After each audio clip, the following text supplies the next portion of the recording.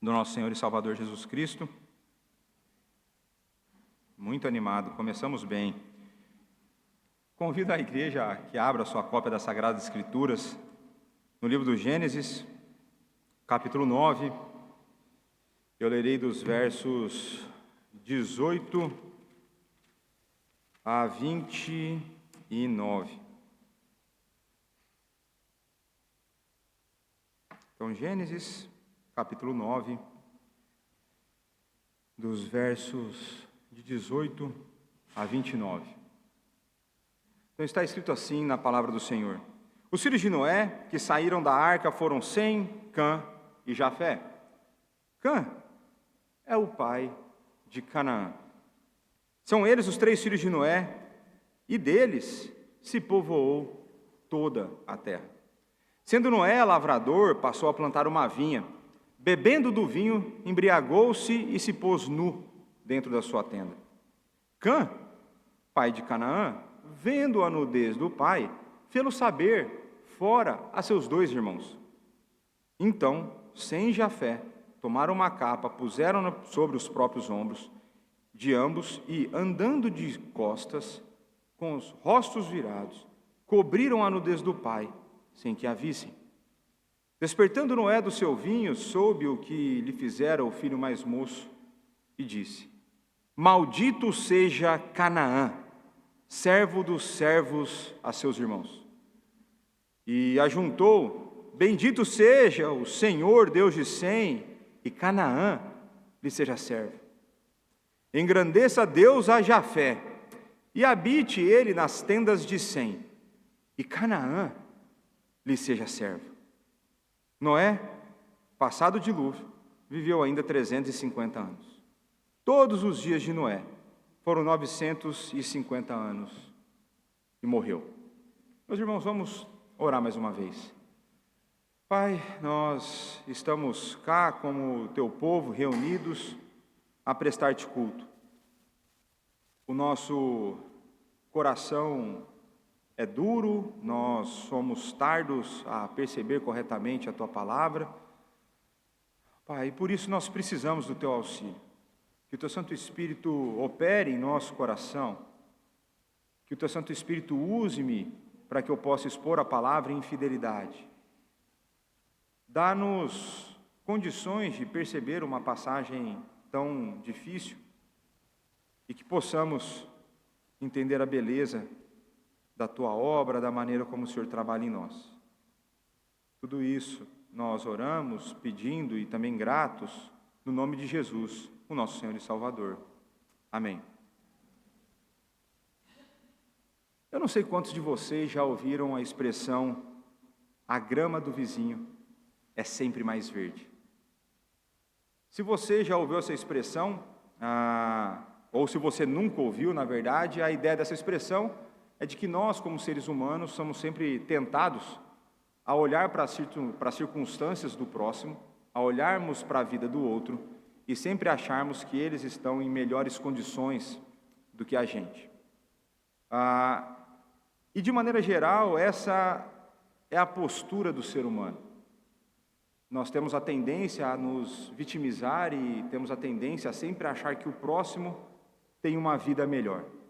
Seja na sua situação financeira, seja na sua situação amorosa, seja nas suas condições intelectuais, enfim, eu creio que você pode nomear uma área da existência humana em que você provavelmente, ao longo da sua vida, você olhou para o lado e disse: o fulano está melhor do que eu. E vejam bem, a minha intenção cá não é minimizar, não é de forma alguma desprezar de que existem problemas reais e graves que podem acometer a nossa vida. Aqui a minha ideia não é menosprezar, não é minimizar a pessoas que dentro da sua estrutura familiar passaram ou passarão por graves problemas. Mas eu creio que uma das áreas, e o presbítero Roberto comentou isso no momento da oração, uma das áreas que nós fomos tentados é quando nós olhamos para a nossa família e nós temos a tendência de achar que a família dos outros é sempre melhor do que a nossa. Eu creio que o que o presbítero colocou que é bastante preciso. Quem nunca disse, eu queria ter sido filho do fulano ou da Beltrana, em vez de ser filho de vocês dois? Quantos de nós já não fizemos isso? Se não falamos, se não tivemos a coragem para falar, com certeza nós desejamos no nosso coração que nós, em algum momento, nós desejamos ter outros pais. Eu não vou pedir para você se identificar, não quero te expor, e não quero expor as nossas crianças aqui, a já ter que levar uma disciplina hoje, né? Mas nós somos tentados a pensar que as outras famílias são melhores do que a nossa, e eu creio que, pelo menos, por duas razões muito simples. Uma delas é que nós convivemos com a nossa. E porque nós convivemos com a nossa, nós somos capazes de ver e perceber todas as imperfeições, ou boa parte das imperfeições da nossa família. Os nossos pais não são perfeitos, nós não somos perfeitos, os nossos irmãos não são perfeitos, ou os nossos filhos não são perfeitos. E qualquer que seja a direção da relação dentro da família, a gente pode e a gente vê imperfeição. E a outra razão pela qual nós vamos pensar dessa forma é porque nós não convivemos com a outra família. Então nós muitas vezes só vemos aquilo que as pessoas escolhem viver e disfarçar na frente dos outros. Muitas vezes existe dentro dos lares um padrão de conduta para fora das quatro paredes. É possível que você tenha uma família completamente desestruturada dentro de casa e que quando você encontra com ele no mundo real, parece que eles saíram do livro de conto de fadas, A Família Perfeita, onde o pai é atencioso, mas em casa ele é um abusador. A mãe que ouve bem o marido, trata bem os filhos, mas que em casa é insubmissa e uma megera, ou como diria Provérbios, a mulher rixosa. Os filhos que às vezes parecem anjos sentados. Em casa, parecem lá aquela música do grande poeta brasileiro Sérgio Malandro, capetas em formas de guri. Eu era isso, né? Só que eu acho que eu não comportava nem dentro nem fora, era um outro problema. Mas a verdade é que existirão famílias que parecem perfeitas, mas não são. E eu vou trabalhar mais com vocês sobre isso mais para frente. Agora, quando nós olhamos essas famílias imperfeitas, o que aconteceria se nós analisássemos mais de perto? O que aconteceria se nós fôssemos chamados para fazer um período de estágio, como o tal do cargo que eu desejaria ter, o filho do fulano? Como seria a minha experiência? O que nós perceberíamos se nós fôssemos enxertados em outra família? E eu quero que você fique com essas duas perguntas. Até o momento, quando nós olhamos para Noé, nós só tivemos, até o momento, somente descrições positivas. Até o momento, se você não desejou ser como Noé, você tem um problema na cabeça. Se você vê a história de Noé e você não quer ser como esse homem, você tem um problema muito grave, espiritual. Porque esse homem, quando você olha, ele é praticamente perfeito.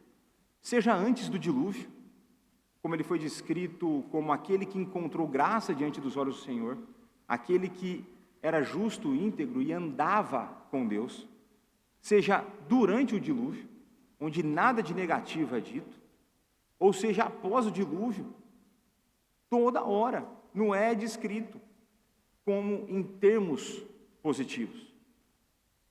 Eu brinquei com vocês aqui, a primeira coisa que ele faz quando sai da arca, e eu brinquei e fiz uma aplicação séria, a primeira coisa que ele faz quando sai da arca foi construir um altar e oferecer holocaustos ao Senhor. significando de uma forma que ele reconhecia a preservação e ele reconhecia que a vida dele pertencia ao Senhor e que ele se dava diante do Senhor. O aroma do sacrifício, o aroma desses sacrifícios oferecidos por Noé, chegam a Deus e agradam a Deus. Deus abençoa Noé e Deus dá a ele a ordem como sinal da bênção: multiplique-se, seja fecundo, povoe a terra, encha a terra.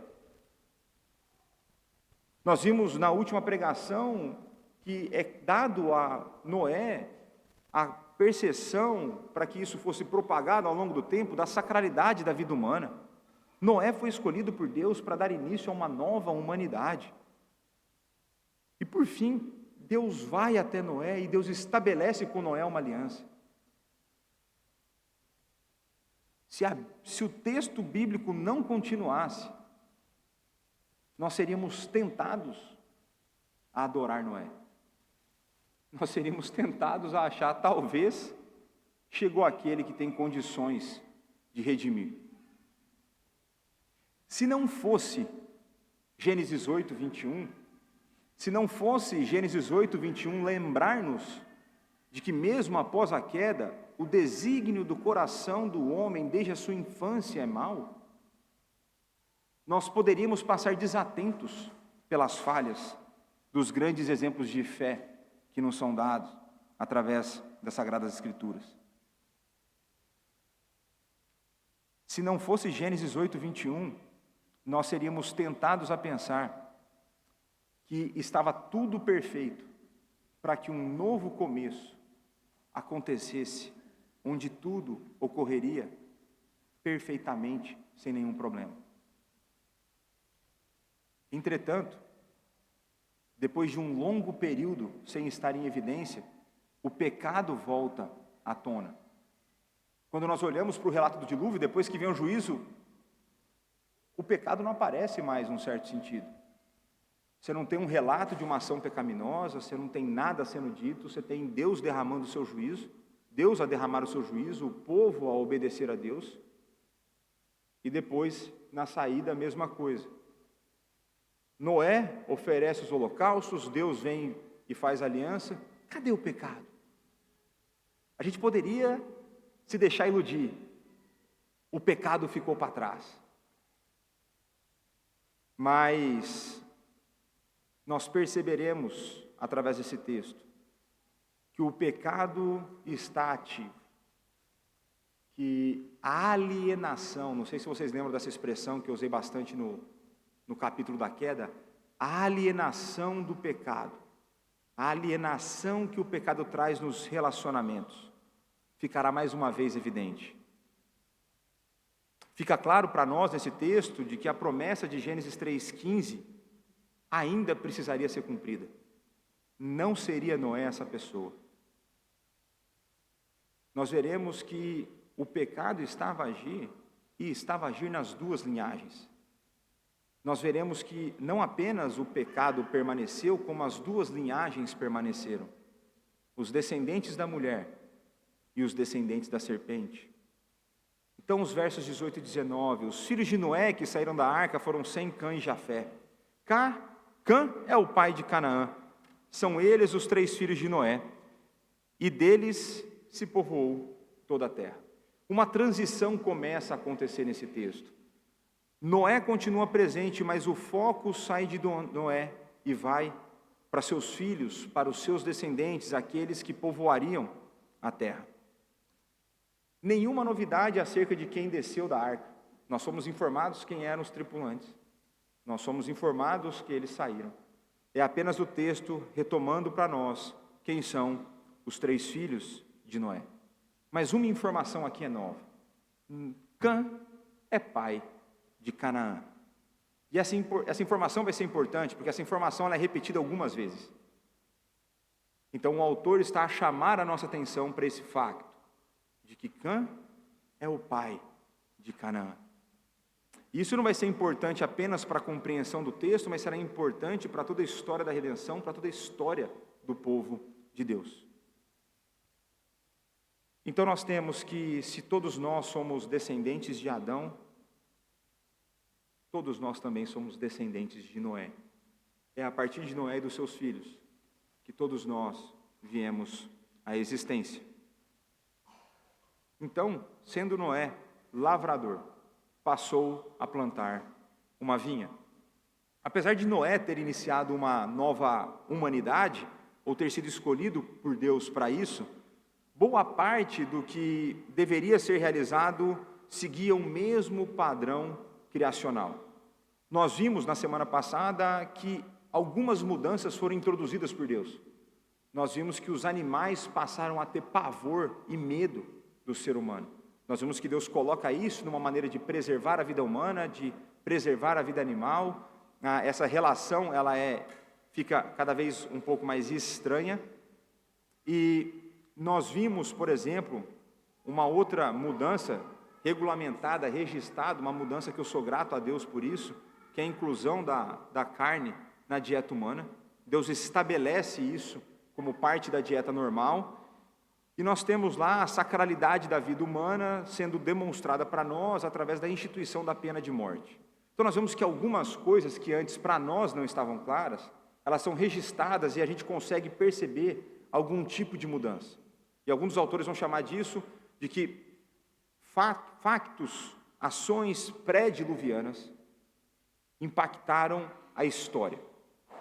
E que factos pós-diluvianos impactarão a formação de nações. A gente vai ver um pouco disso para frente. Mas tem algumas coisas que não mudaram. E eu vou falar para vocês, pelo menos 3 coisas que não mudaram. Os benditos mandatos criacionais.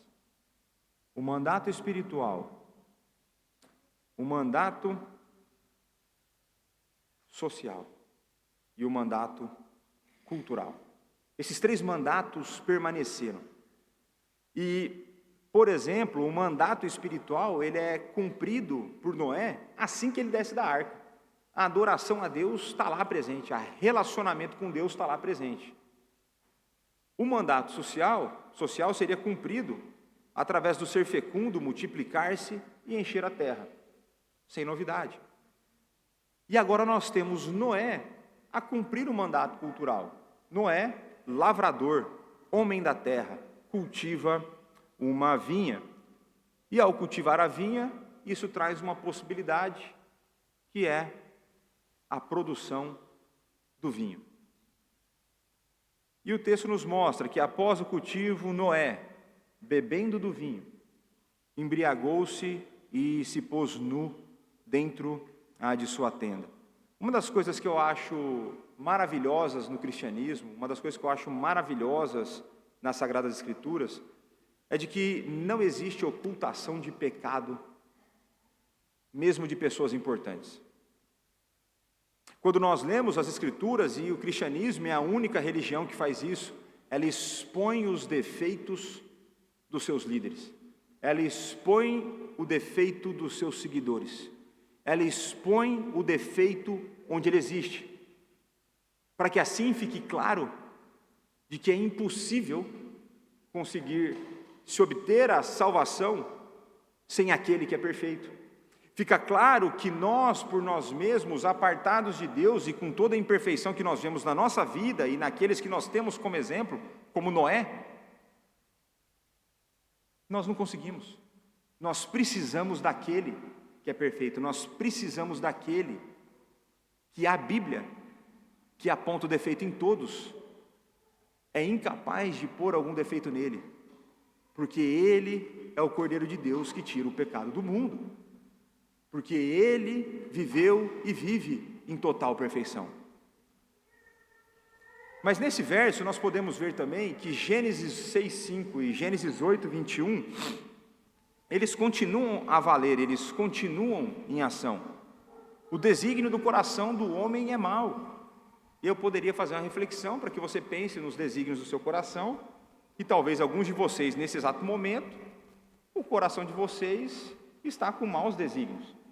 Você está aqui porque alguém te forçou a estar aqui, você está aqui porque os seus pais te acordaram e te obrigaram a estar aqui, você está aqui para não ter que ouvir ninguém encher tua paciência porque você não estava aqui, e você está aqui só para ver o que o pastor vai falar de errado hoje, para você reclamar dele durante a semana. O desígnio do seu coração pode estar mal, agora. Nós somos continuamente, e veja, o mesmo Noé, que foi descrito como aquele que achou graça diante do Senhor, que andava com Deus, agora embriaga-se e se põe nu dentro da sua tenda. Aquele que parecia ser perfeito, demonstra, evidencia, deixa claro a sua imperfeição. Noé demonstra a falta de domínio próprio ao embriagar-se. E uma coisa interessante que, por alguma razão, é motivo de muita polêmica, eu queria entender o porquê, mas o vinho nas Sagradas Escrituras é apresentado como algo bom.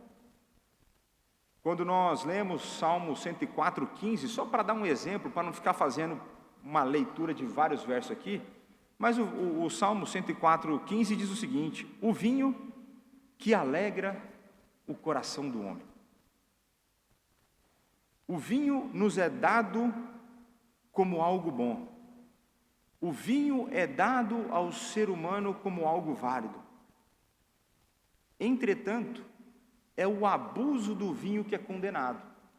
É o abuso do vinho que não condiz com as Sagradas Escrituras. E um dos comentaristas vai colocar de que, de uma certa forma, Noé cai como Adão, porque ambos caem por o fruto de uma árvore. Árvores diferentes, mas ambos são tentados por um fruto. A gente não sabe qual foi o fruto de Adão, mas o de Noé a gente sabe. E se a Bíblia nos diz que o vinho é algo bom, e a Bíblia nos diz que é o mau uso do vinho que é condenado, eu creio que a gente pode concluir algumas coisas.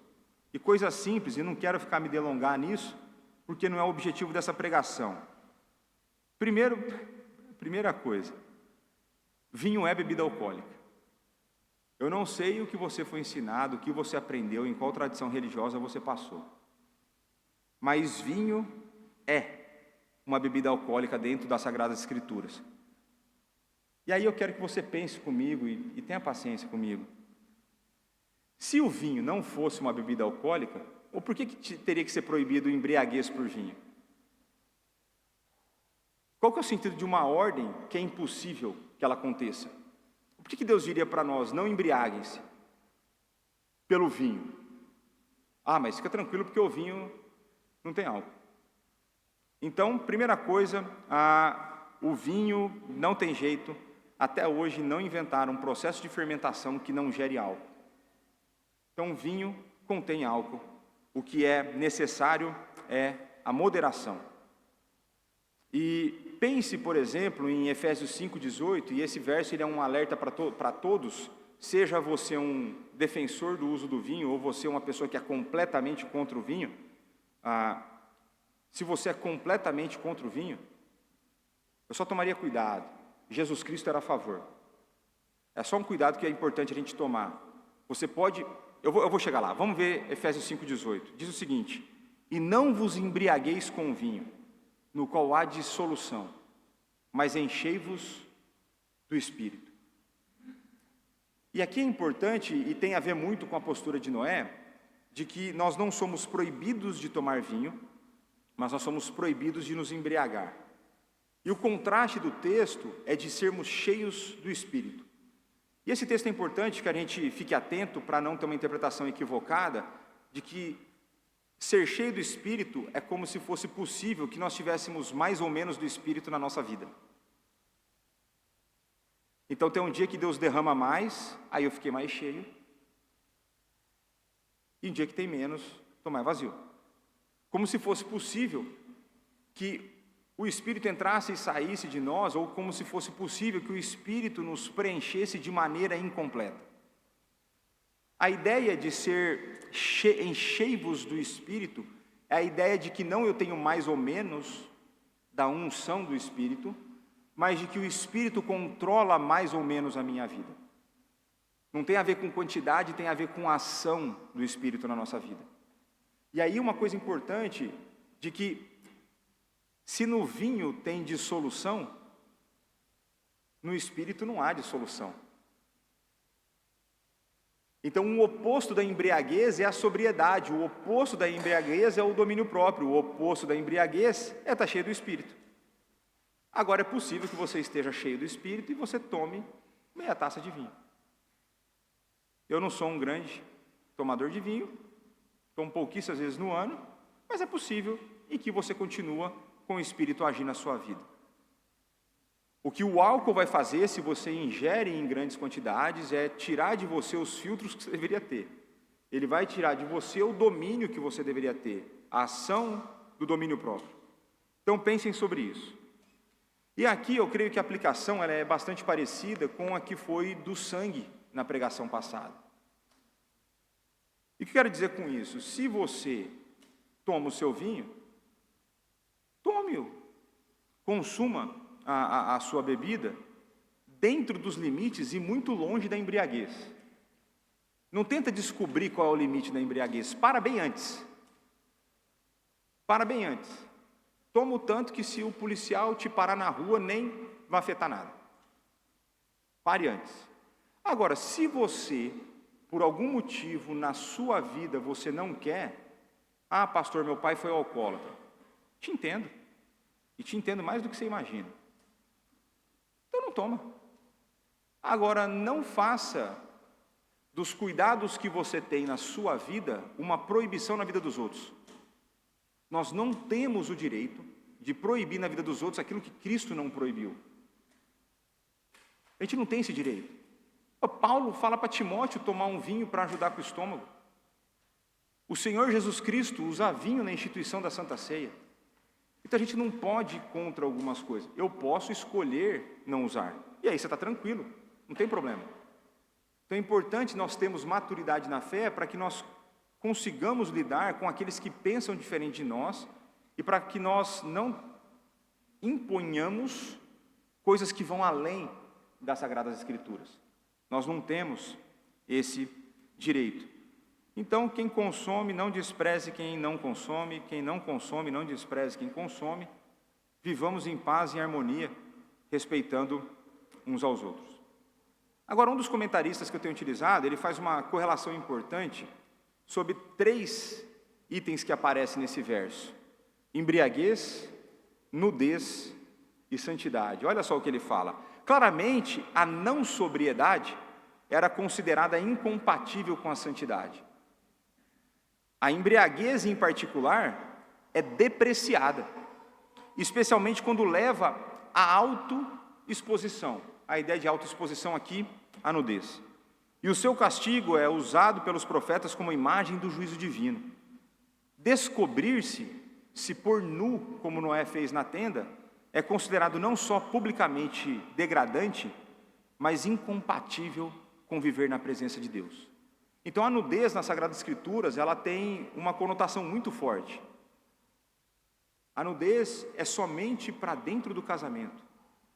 A nudez é somente, num certo sentido, diante de Deus. No mais, nós temos que estar cobertos.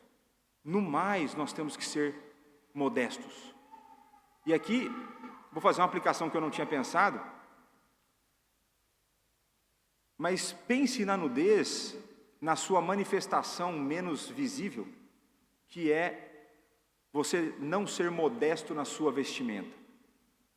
É você ser sensual na maneira como você se veste. Se Deus criou isso para dentro do casamento, cuidado com o tanto que você revela. Cuidado com o tanto que você chama a atenção dos outros para o corpo que Deus te deu. Isso vale para homem, vale para mulher. Vale para os dois lados. Uma vez eu estava num acampamento de jovens, e eu estava pregando sobre santidade, eu entrei nessa área, e uma das reflexões leves que eu fiz, vocês me conhecem, foi: meninas, o que do seu corpo só o seu marido vai ter visto? Acho que é uma pergunta importante. Da maneira como você se expõe em locais públicos, da maneira como você se expõe nas redes sociais, o que vai sobrar de você que é exclusivo do seu marido? Acho que é importante. Na maneira como você se veste, atrai o olhar das pessoas para lugares que não deveria? E eu não estou falando que não existe problema em quem olha. Eu estou a falar que existe problema no jeito que você se veste. São as duas coisas. E a mesma coisa para os homens. Começou a fazer ginásio, aí ele compra a camiseta menor. A t-shirt menor, não precisa. Compra maior, continua escondendo. Não precisa ter o botãozinho da listra curva, não precisa nada. Ninguém precisa ver que você tem bíceps grande, esquece aí. Modéstia. A nudez tem o seu contexto. No mais, ela é vergonha e não é santidade, é impiedade. Agora vamos caminhar. Tem um outro comentarista que eu tenho usado bastante, ele chama Kent Hughes. Ele já é um pastor numa idade bem mais avançada do que a minha. E ele fez uma reflexão bastante interessante sobre o pecado de Noé e a correlação da vida cristã. Em que sentido? Quanto mais velho você fica, existem tentações diferentes. E olha só o que ele vai falar. Aqui ele começou a falar de Noé. A sua vida irrepreensível era algo admirável no mundo depravado pré-diluviano. Mas o pecado, naquele momento, tinha-o vencido. Este bêbado indefeso, na sua tenda, é um aviso tão significativo para nós como o dilúvio. Noé não conseguiu caminhar sozinho. Noé não conseguiu lutar contra o pecado sozinho. Ele era terrivelmente falho. Ele precisava de uma ajuda que viesse para além das suas próprias forças. Ele precisava, assim como nós precisamos, da graça de Deus. A tolice de Noé é registrada para tornar-nos sábios. O seu exemplo patético, aqui são palavras de um pastor, tá? Não é minha não, é lá do comentarista. Eu sei que parece minha tem hora, mas não é minha. O seu exemplo patético demonstra que as pessoas na flor da idade e até mesmo na velhice são por vezes tomadas por sensualidades ou tentações que antes evitavam. Aí essa é a parte que eu acho muito interessante. Ele diz assim: eu sei disso porque me disseram isso durante anos, mas agora eu consigo senti-lo. Então um pastor que no auge do seu ministério, quando ele recém-formado, recém-ordenado, ele lutava contra tudo, ele começa, ao passar do tempo, a começar a ficar mais relaxado. E ele começa a perceber que lutas que antes ele não tinha, ele começa agora a ter. A tendência para me permitir indulgências que evitava quando era mais novo, fossem elas visuais, mentais ou físicas, com a tal da frase desdenhosa: estou demasiado velho para que essas coisas me façam mal. A tendência é relaxar quando os conflitos abrandam. Quando o mundo inteiro estava contra Noé, este enfrentou um desprezo e uma violência descarados. Mas na sua vinha entre os seus, que não necessitavam de provas da sua virtude, ele relaxou. Então eu creio que existem dois elementos interessantes, que pode ser tanto a questão da idade quanto a maturidade na fé. E elas são muito perigosas. Elas são perigosas porque esse deveria ser o esperado. Quanto mais velhos de caminhada nós somos, mais maduro nós deveríamos ser na fé. Só que junto com essa maturidade na fé, a gente vai ser tentado pela tolice como Noé foi. E a gente pode começar a pensar o seguinte: veja, eu sou maduro, existem algumas coisas que não me afetam mais. Existem algumas coisas que antes, no auge da minha testosterona, eu via, que agora já não me afetam tanto mais. Que se eu tiver a passar na rede social de vez em quando e aparecer ali, para mim está tranquilo. Ou então, agora que eu estou mais velho, eu já estou mais acostumado, eu posso tomar uma taça a mais. Eu posso fazer isso a mais. Eu já lutei tanto na vida, já fiz tanta coisa na vida, eu acho que eu mereço um pouco mais de flexibilidade. E esse pastor, na sua experiência, está a dizer: não. Parte do motivo de Noé estar aí é para que nós não caiamos nessa tolice. Porque esse risco ele é real. Quanto mais nós pensamos, Paulo vai dizer: aquele que está em pé, veja que não caia. É muito mais fácil para nós, quando nós estamos no meio da guerra, estarmos atentos. É fácil quando os ataques estão a vir. É fácil quando todos estão a jogar contra você, porque você vai estar atento. Agora, se a cena está calma, se você está entre os seus, ninguém opõe a sua fé, a tendência de queda é maior. Nós temos a tendência de baixar as nossas guardas.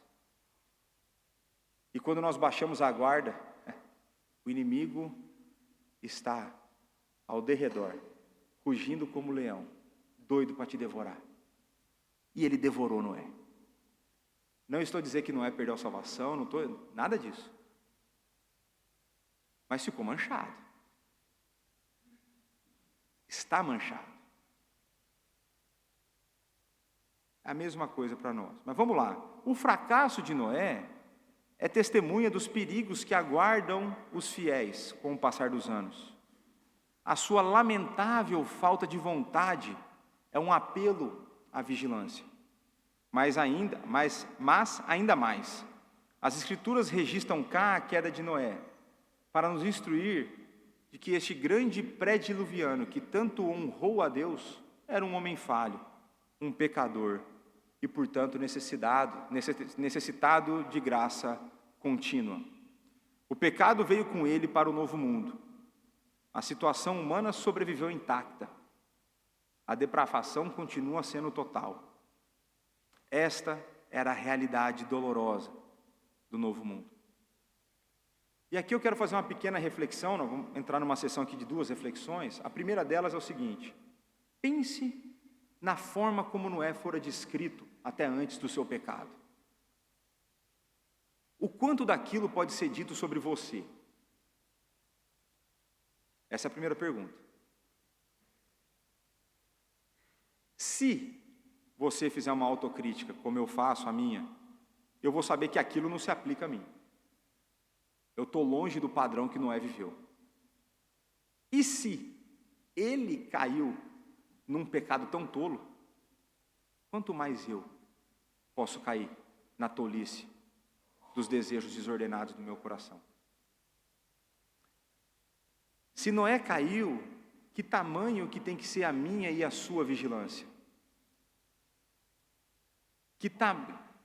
Qual que é a intensidade que nós temos que colocar na nossa luta contra o pecado? De que maneira nós temos que buscar em Deus a força para suportar a nossa fraqueza e para superar a nossa fraqueza? Se Noé caiu num pecado tolo, muito mais nós podemos cair. Então, primeira reflexão: fique atento, erga a guarda, não permita exceções, permaneça firme naquilo que Deus revelou nas Sagradas Escrituras. Primeira coisa. Mais uma reflexão. Assim como eu falei anteriormente que o consumo moderado do vinho não é um problema, e que o problema está na falta de moderação, uma lição muito importante que a gente pode tirar desse facto é de que existem coisas legítimas que alegram o coração humano que podem tornar-se ídolos e pecado na nossa vida. Deus, isso aqui é importante, Deus, na sua perfeição, Ele cria-nos de uma maneira tão maravilhosa que Ele nos dá prazeres nessa vida ainda no mundo caído. Deus nos criou de tal forma que, isso para mim é muito maravilhoso isso aqui, que Ele nos dá prazer nas nossas necessidades fisiológicas. A gente precisa comer. Deus dá prazer nisso.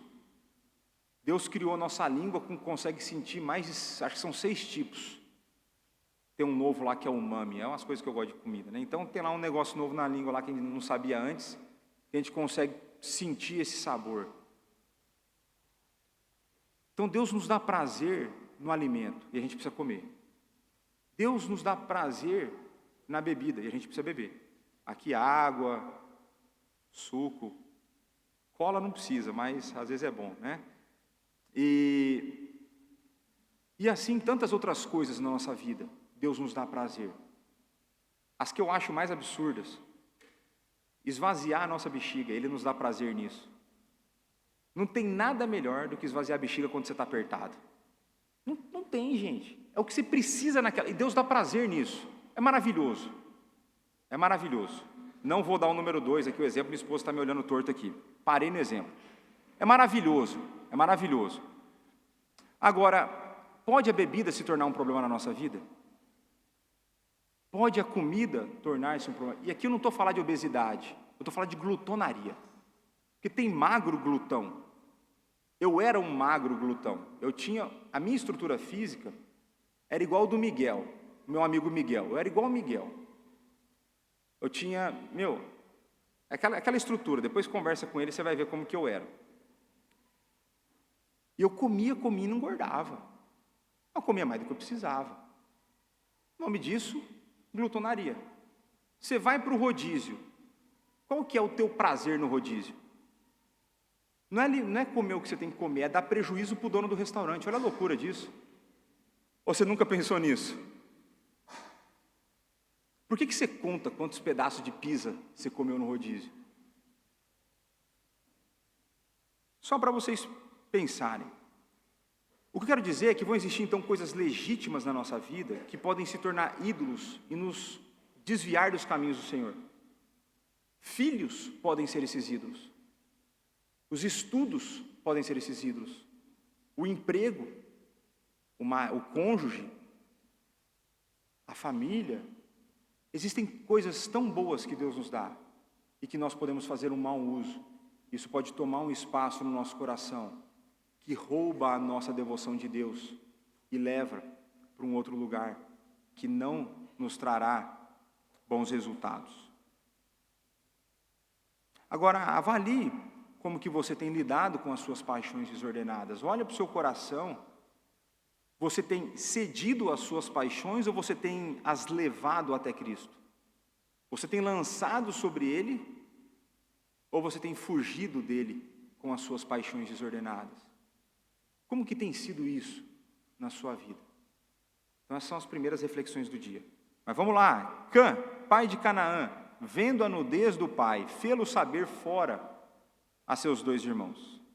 Se o pecado estava presente na vida de Noé, ele também estava presente na vida dos seus filhos. Cã desonra o seu pai, e isso custar-lhe-á demasiado. No mundo antigo, e inclusive dentro das Sagradas Escrituras, o Antigo Testamento reforça essa ideia, era muito forte, algo que se perdeu, era muito forte, o honrar pai e mãe. O honrar pai e mãe. Honrar pai e mãe é tão importante quando nós olhamos para o decálogo, quando nós olhamos para os 10 mandamentos, ele é o primeiro mandamento em direção aos homens. Os 4 primeiros são em direção a Deus. O primeiro em direção aos homens tem a ver com honrar pai e mãe.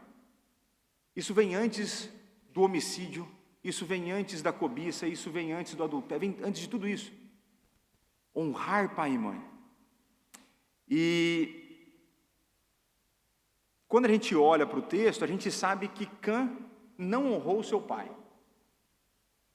Agora tem um problema muito sério para nós, principalmente para aqueles que são mais curiosos, que é, a gente não consegue saber com um nível de detalhe suficiente qual foi o pecado cometido por Cã. Esse é um assunto bastante debatido, existem muitas possibilidades. Existe a possibilidade, inclusive, de que o texto foi escrito de uma maneira eufemística, ou seja, de uma maneira mais light do que o pecado que foi cometido, por conta do tamanho da maldição que viria sobre a descendência de Cã. E eu não vou ficar citando as possibilidades, que algumas são bem pesadas, bem horríveis. Se tiver curiosidade, qualquer dia você me pergunta. Mas existem algumas coisas, algumas linhas gerais do pecado que Cã cometeu que nós podemos perceber. E na maneira como ele desonra o seu pai, né? Então, as ações de Cã demonstram um claro desrespeito pelo seu pai, e isso mereceu a ira do seu pai. descobrir-se era desonroso, e o filho de Noé deveria tê-lo coberto discretamente, e não ter feito fofoca fora da tenda com seus irmãos. Então, se a gente pensar, por exemplo, Mateus 18, quando fala do confronto com aquele que pecou contra você, o primeiro passo do confrontamento, ou da confrontação, é direto com o ofensor e não com os outros. Então Cã, ele expõe o seu pai ao ridículo. Cã expõe o pecado do seu pai. Cã faz fofoca para os seus irmãos. E Cã deveria ter esperado Noé recobrar os sentidos, respeitosamente, respeitando a autoridade do pai, colocar o pecado que havia sido cometido e não expô-lo da maneira como ele fez. Um dos comentaristas vai dizer que Cã sente prazer na exposição do pai. Cã tem prazer em contar para os irmãos que o seu pai havia pecado e a maneira como ele estava na sua tenda.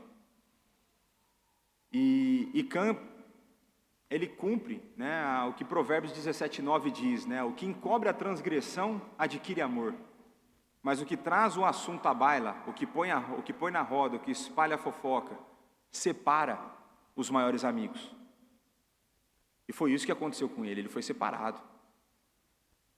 E aqui uma coisa importante, para a gente não achar que nós estamos a enfatizar o ser conivente com o pecado, o que o texto está a dizer é que existe uma forma de você tratar o pecado sem expor a pessoa.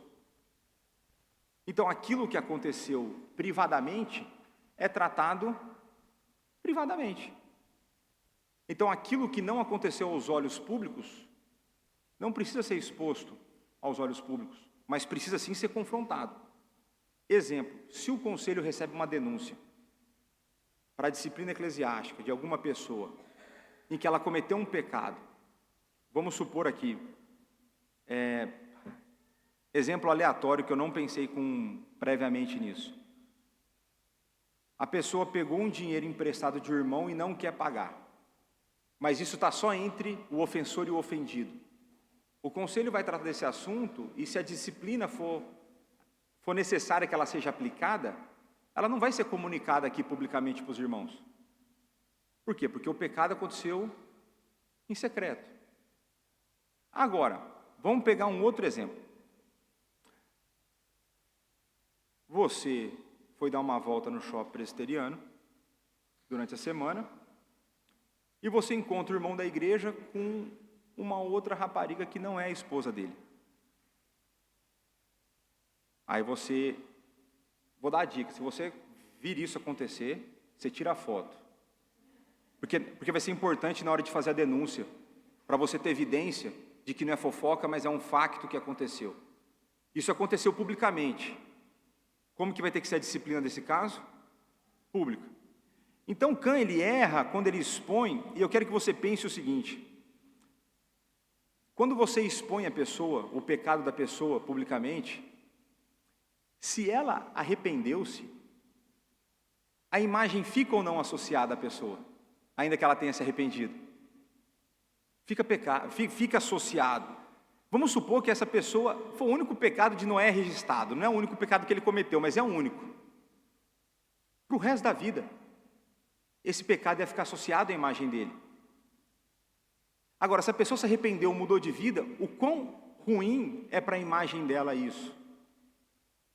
O quanto que as pessoas desprezariam algum conselho e tudo mais. Agora, pensa em um exemplo de falsa acusação, como a gente tem tido tantos hoje em dia, falsas acusações para todo canto. E eu estou falando fora do ambiente cristão, dentro do ambiente cristão. Depois, quando se descobre a matéria toda, a pessoa que não era culpada já ficou taxada, rotulada para o resto da vida dela. Porque as redes sociais não perdoam, a informação vai estar lá, né? Então pense sobre isso, né? E aqui mais uma vez, né? Não se trata de casos de abuso, não se trata desse tipo de caso. Não é disso que nós estamos a falar. Estamos falando de um pecado, a princípio, que não afeta os filhos diretamente. Não estou falando de um pai que espancou a esposa, de um pai que espanca os filhos, não é isso. estiver acontecendo isso com você, procura qualquer pessoa do conselho. Nós vamos auxiliar você, tá bom?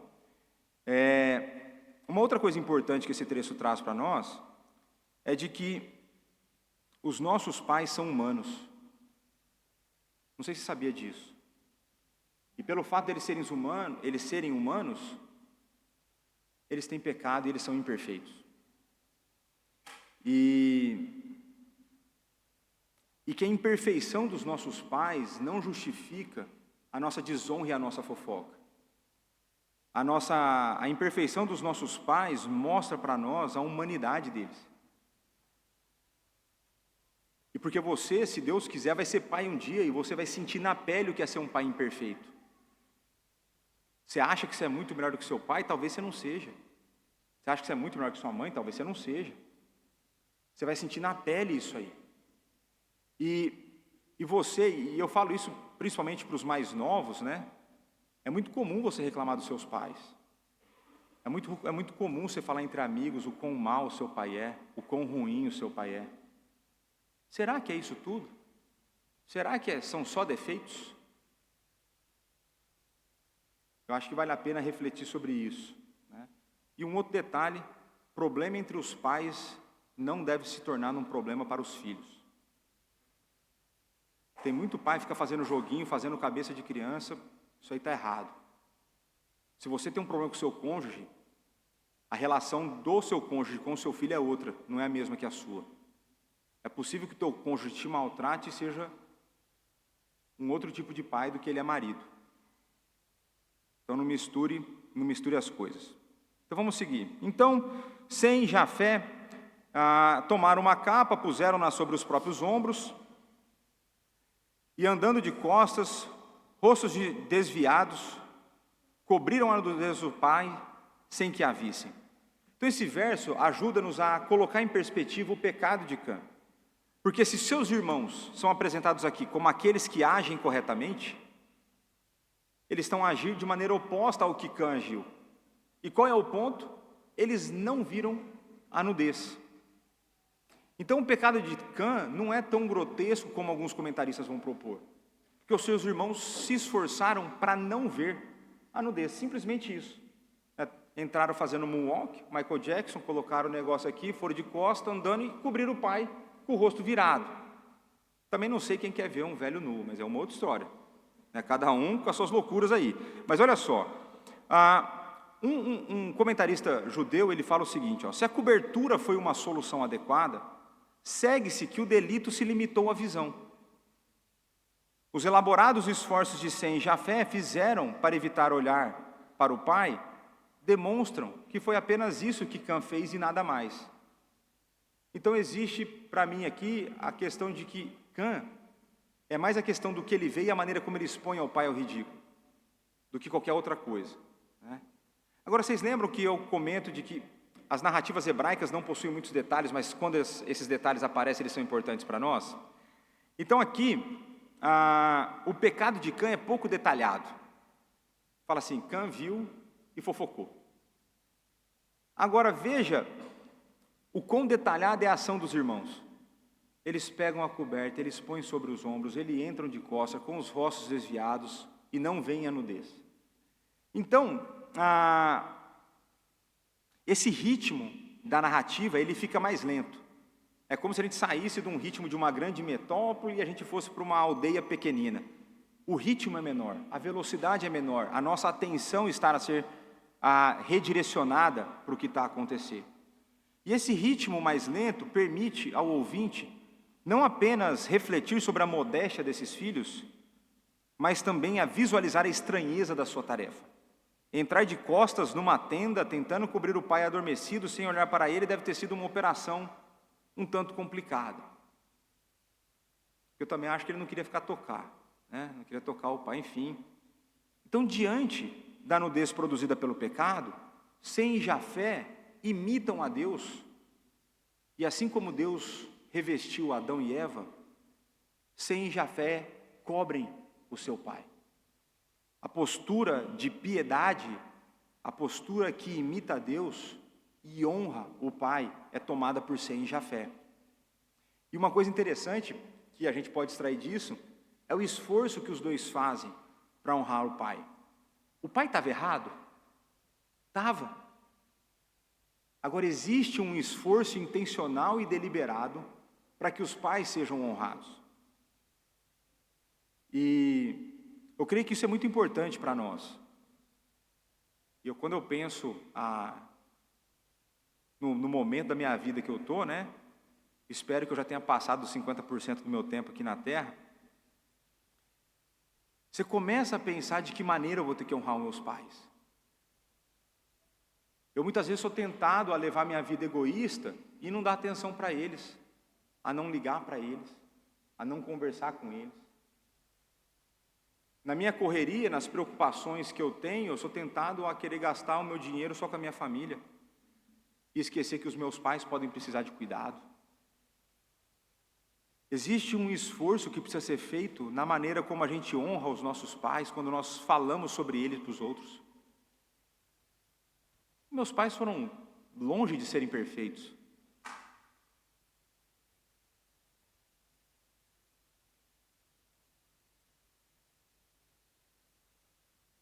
Mas eles são parte daquilo que eu sou.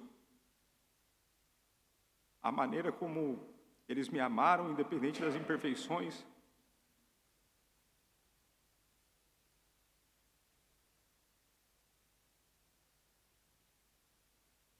Nós precisamos aprender a perdoar a humanidade dos nossos pais. Nós não podemos ficar botando a culpa naquilo que nós somos de errado, como nós somos de errado, é simplesmente resultado daquilo que os nossos pais fizeram contra nós.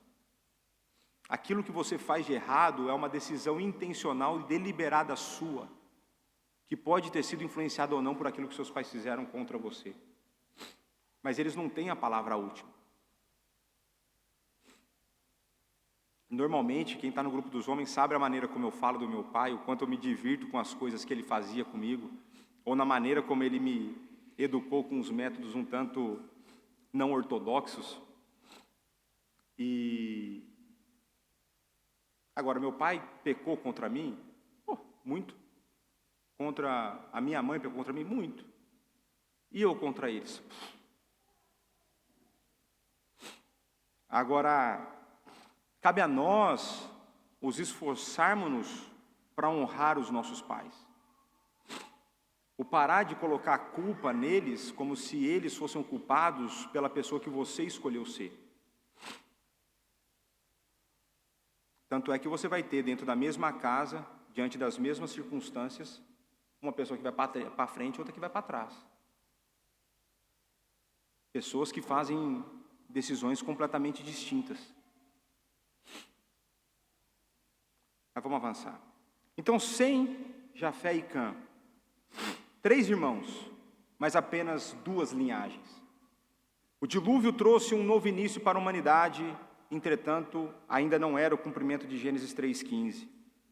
Deus continua a preservar a descendência da mulher e a descendência da serpente.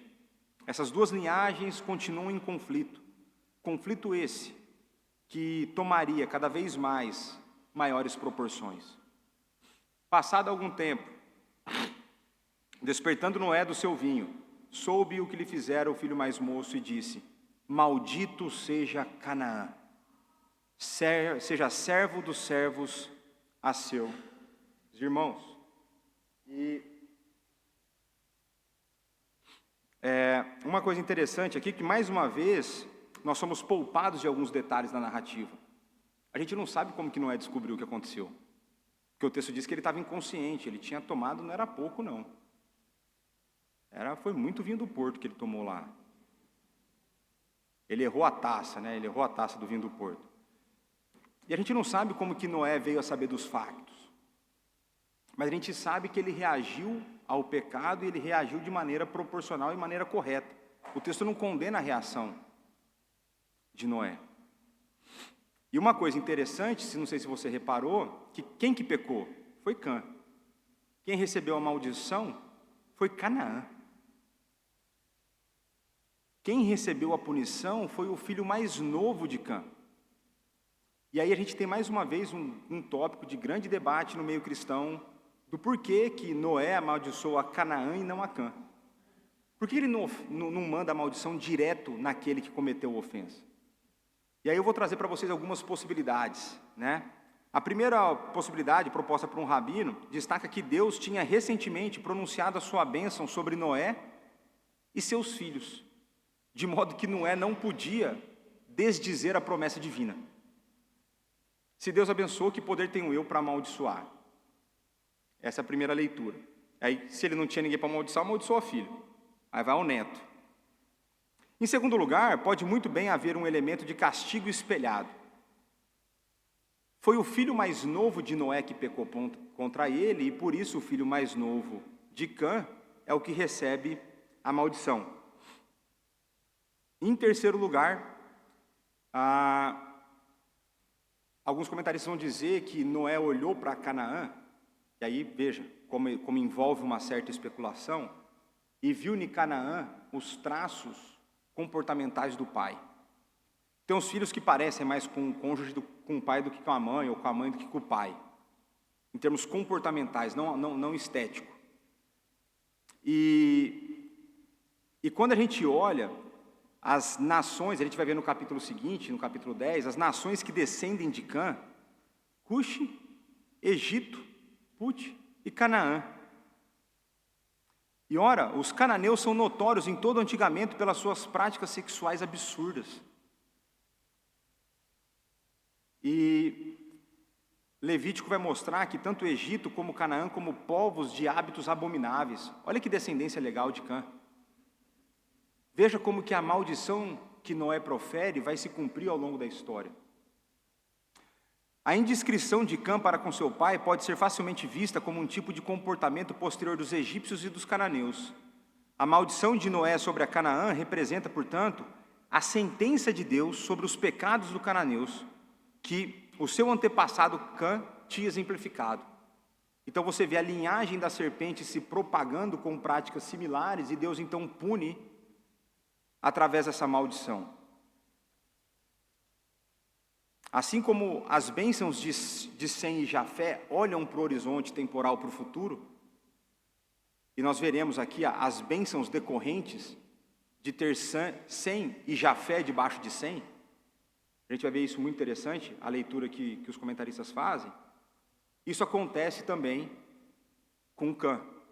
Então os comportamentos futuros são antecipados aqui nessa maldição. Então, nas histórias pós-diluvianas, há uma distinta mudança de perspectiva. Os capítulos antes do dilúvio falam de acontecimentos que afetaram toda a humanidade. Essas narrativas pós-diluvianas falam de acontecimentos que moldaram as vidas e os caráteres de povos do mundo. Então, a bênção e a maldição aqui, elas são separadas e aplicadas a duas linhagens diferentes, e a humanidade vai ser impactada num segundo momento, mas pela maneira como essas nações se desenvolverão. Tanto é que você vai ver que vai ser de Cã que surge o Egito, é Egito onde o povo de Deus fica escravo. A gente vai ver que o povo estava na terra de Canaã. Então é interessante a gente ver, a maldição proferida por Noé coloca Cã como o escravo dos escravos. E aqui temos mais uma disputa teológica, de que maneira ao longo da história Canaã foi escravo dos escravos dos seus irmãos, né? E uma das formas é que ao longo da história, várias vezes esses povos foram subjugados pelo povo de Deus, né? Essa é uma interpretação possível.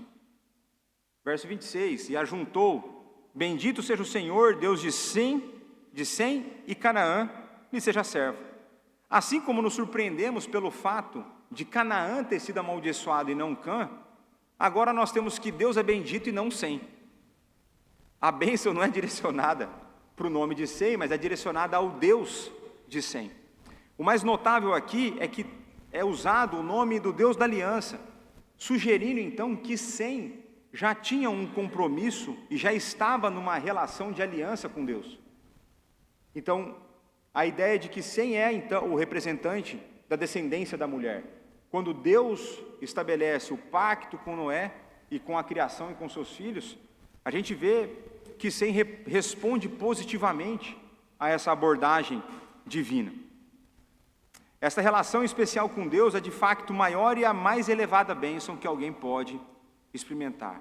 E por que o louvor é direcionado a Yahweh? O louvor é direcionado a Yahweh porque Ele é o único digno de toda adoração, pois é Ele que está a origem e a possibilidade de obediência e fidelidade.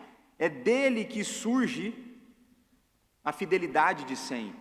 É dele que brota e é derramado sobre Sem a postura que leva a honrar o seu pai, ao contrário de Cã. É a partir dessa relação de intimidade com Deus que Sem, o descendente da mulher, vai honrar o seu pai, e Noé vai continuar: engrandeça a Deus a Jafé, e habite ele nas tendas de Sem, e Canaã lhe seja servo. Então Jafé é enxertado dentro de Sem. Então, que eles habitem nas tendas de Sem, e não nas suas próprias tendas, mas não como escravos. Isso vai ser para Canaã. Não sabemos também exatamente como essa profecia se cumpre ao longo da vida de Jafé e dos seus descendentes imediatos. Nós não temos relatos de como se desdobrou, ou como foi o convívio, se eles foram durante um tempo juntos, se habitaram juntos, se desdobraram, mas uma análise da tabela das nações, que é a próxima pregação em Gênesis 10, indica que os descendentes de Jafé são aquilo que nós chamaríamos de indo-europeus, abrangendo vastos territórios que se estendiam por continentes inteiros. O desejo de Noé de que Jafé habitasse nas tendas de Sem envolve a partilha das bênçãos de Sem, aquele que dá continuidade na linhagem da mulher. Mas embora os israelitas e os povos descendentes de Cã do Egito, os indo-europeus, subjugassem regularmente os cananeus, não há provas substanciais no Antigo Testamento de que esses gentios, descendentes de Jafé, eles estavam fora do povo de Deus, gentios de Jafé, vivessem nas tendas com os semitas, os descendentes de Sem, para partilhar a sua vida. Mas o Novo Testamento revela o contrário. Através de Cristo, os gentios, tanto os descendentes de Cã como os de Jafé, tornaram-se a verdadeira descendência de Abraão. Se sois de Cristo, então sois descendentes de Abraão e herdeiros segundo a promessa, diz Paulo em Gálatas 3, 29. Calvino percebe o cumprimento dessa bênção quando o evangelho é compartilhado. Olha as palavras de Calvino: isto é feito pela voz doce e gentil de Deus, que ele proferiu no evangelho, e esta profecia está ainda diariamente a receber o seu cumprimento, uma vez que Deus convida as ovelhas dispersas a juntarem-se ao seu rebanho, e reúne de todos os lados aqueles que se sentarão com Abraão, Isaque e Jacó no reino dos céus. Em Noé já é possível ver o chamamento para os gentios. Em Noé, depois em Sem, as tendas são estendidas, e aqueles que não faziam parte são convidados a ser parte. Noé, passado o dilúvio, viveu ainda 350 anos. Todos os dias de Noé foram 950 anos e morreu. 950. Noé pôde ver o início do repovoamento da terra, o aumento da sua descendência. Ele viveu mais 350 anos. Ele deu para ter neto, bisneto, trineto, tataraneto. Viu um monte. Viu pelo menos umas 10 gerações. Mas ele não viu a terra toda ser povoada. Essa parece ser uma marca da vida daqueles que creem. Eles recebem a promessa, mas a promessa ainda está por vir. Meus irmãos, na introdução eu disse que nós somos continuamente tentados, a pensar que as famílias dos outros são melhores do que a nossa, são mais perfeitas do que a nossa, ou que a nossa é sempre mais imperfeita que a dos outros. E eu fiz duas perguntas, eu fiz duas provocações. O que aconteceria se nós olhássemos mais de perto essas famílias que nós tanto admiramos? O que aconteceria ou o que nós perceberíamos a partir dessa análise? E eu creio que a resposta aqui é muito simples. Ao olharmos de perto, nós veremos que cada família possui o seu grau de imperfeição. Não existe família dentro da realidade caída, a realidade afetada pelo pecado, que possa ser perfeita. A depender da cena atual da sua família, você poderá sofrer mais ou menos por causa dos relacionamentos quebrados, por conta dos pecados dos integrantes da sua família. Filhos podem ser afetados por relacionamento rompido com os pais, pelos problemas que os pais passam. Pais podem ser afetados pelos pecados, pela rebeldia dos seus filhos, por decisões que os seus filhos tomam. Irmãos podem ser afetados por ciúmes e disputas em todo o tempo. Eu creio que não há dúvidas acerca da integridade de Noé. Entretanto, ao mesmo tempo, fica claro que Noé era um homem íntegro que continuava a lutar contra o pecado e contra os desejos desordenados do seu coração. Não há dúvidas de que Noé não era aquele que cumpriria Gênesis 3,15, pois ele mesmo necessitava de um Salvador. Hoje, no dia de hoje, o mundo é lembrado que o Redentor de Noé, Jesus Cristo, o Deus encarnado, ele foi crucificado, ele morreu, mas que ele também ressuscitou. Os cristãos ao redor do mundo celebram a ressurreição de Cristo todos os domingos, quando nos reunimos para prestar o culto público. Ainda mais do que isso, hoje somos lembrados de que, apesar das imperfeições da nossa família terrena, nós também somos parte de uma família celestial. O Pai, por causa da sua glória e do amor com o qual nos amou, nos enviou o Filho. O Filho, por amor e para a glória do Pai, e por amor a nós, encarnou-se, viveu uma vida de perfeita obediência, morreu na cruz, ressuscitou e está assentado à destra de Deus, a reinar soberanamente sobre tudo e sobre todos. O Espírito foi-nos enviado pelo Pai e pelo Filho, não apenas para habitar em nós, mas para transformar o nosso coração, para aplicar a obra de Cristo em nós, tornando-nos justos, para unir-nos a Cristo, através de quem nós recebemos a adoção, e por isso, tornamo-nos filhos de Deus. Aqueles que creem em Cristo são parte da família de Deus. Aqueles que estão em Cristo, independente dos horrores que você possa ter vivido na sua família, em Cristo, você possui um Pai perfeito. Você possui um irmão perfeito, Jesus Cristo. E você possui vários irmãos em aperfeiçoamento. Mas um dia, no novo céus e na nova terra, todos nós seremos como Ele é. E finalmente, nós viveremos como uma família, em perfeita harmonia. E hoje eu quero fazer 3 breves aplicações. A primeira delas é: arrependa-se de não honrar os seus pais. Seja por palavras ou ausência de palavras, seja por você não estar preocupado com as suas necessidades básicas ou necessidades extraordinárias ou cuidados especiais.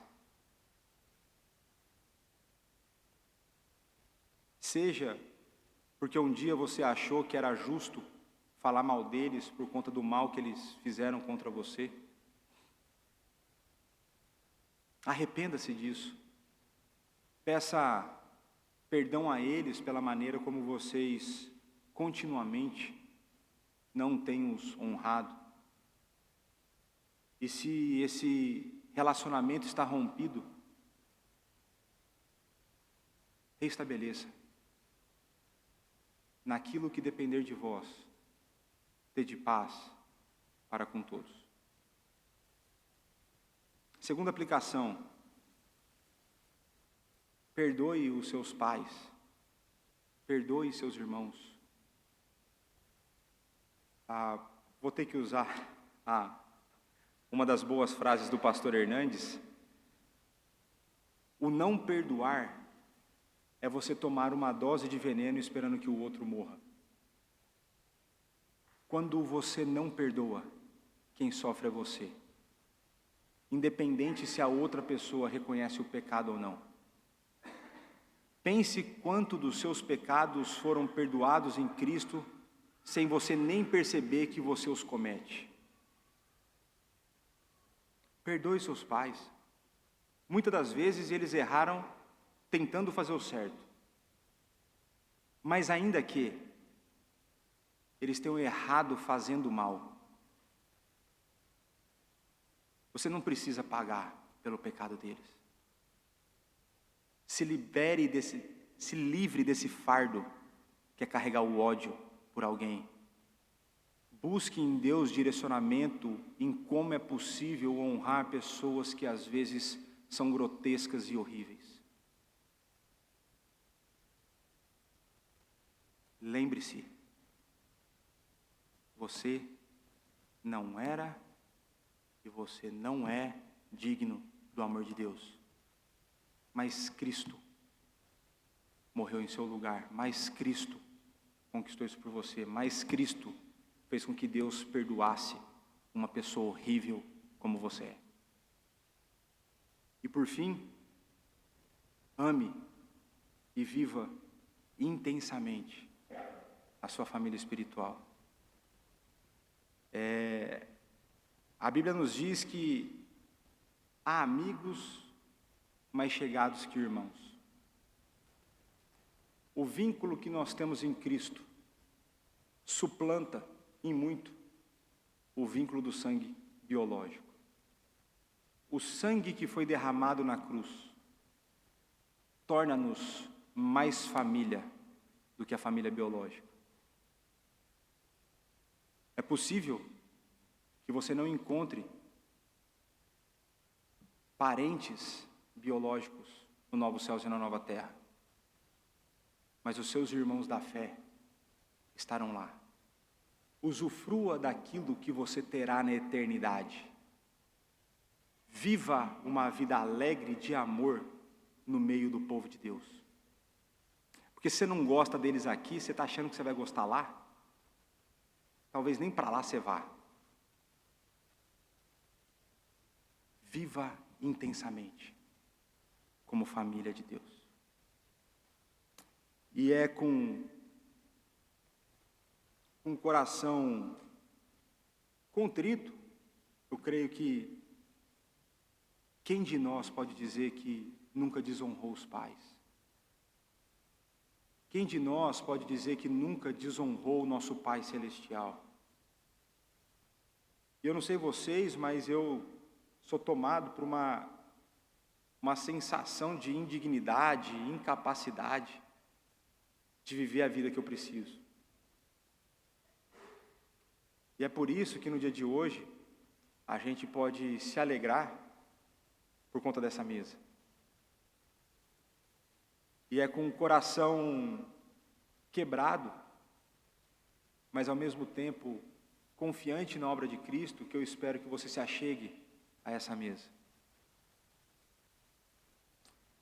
Porque ela nos lembra da obra que foi feita, ela nos lembra que Ele foi assassinado em nosso lugar, mas ela nos lembra daquilo que foi conquistado por Ele. Ela nos lembra da glória que o Pai recebeu na sua justiça sendo aplicada. E ela nos lembra que apesar da sua morte, Ele ressuscitou, Ele vive, e Ele está a interceder por nós. E agora eu quero dar a vocês alguns breves instantes para que vocês possam examinar o seu coração, para que vocês possam pedir perdão a Deus, para que então nós possamos, como família da fé, participar da mesa do Senhor. Depois de alguns breves instantes, eu farei uma oração audível. Nós daremos então prosseguimento à Santa Ceia. Então oremos.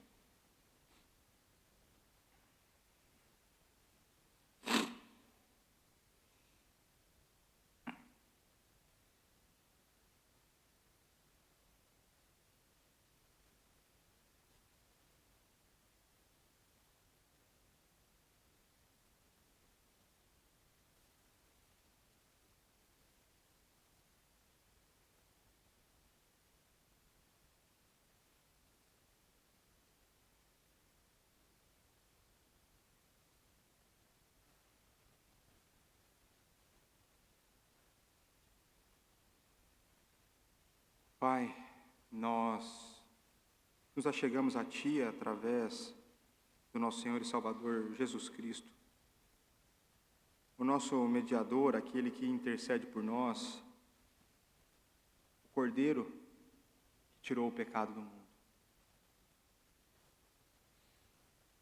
Nós nos achegamos a Ti com o nosso coração contrito, com o nosso coração triste, pela forma como temos pecado contra o Senhor e temos pecado contra o nosso próximo e temos pecado contra os nossos pais.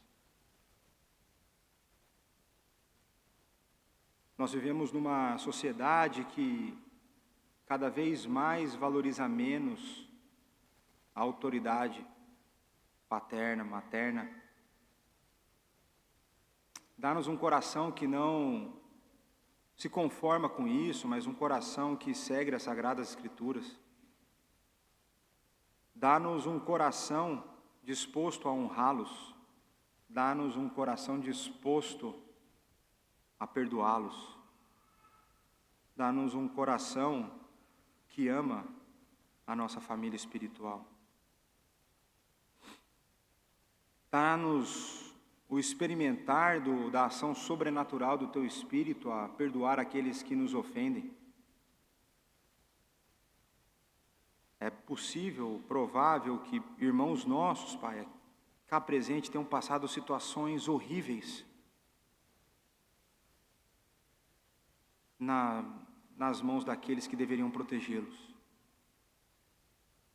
Mas dá a eles, Pai, o privilégio de sentir o Seu conforto, o Seu cuidado, o Seu amor. Dá a eles o privilégio de perdoar aqueles que os ofenderam, abusaram, maltrataram. Dá a eles o sentir-se amado pelo Pai perfeito. Dá-nos como igreja o amor um pelos outros. Dá-nos como igreja o amor a Jesus Cristo, o nosso irmão. Dá-nos como igreja amor a Ti, o nosso Pai Celestial. Que Teu Santo Espírito esteja a trabalhar em nosso coração. A convicção de pecado, da maneira como não temos cuidado daqueles que nos trouxeram ao mundo. Dá-nos um coração que por Te amar e por querer honrar o Seu nome, honra aqueles que o Senhor colocou na nossa vida cá na terra. Dá-nos o viver como família da fé. Dá-nos usufruir disso. Alimenta agora a nossa fé através da Santa Ceia. Alimenta-nos através desse meio de graça. E por isso, Pai, nós consagramos do uso comum para o uso especial, tanto o pão quanto o vinho, para que Teu povo possa ser alimentado. É o que nós Te pedimos, no nome santo do nosso Senhor e Salvador Jesus Cristo. Amém.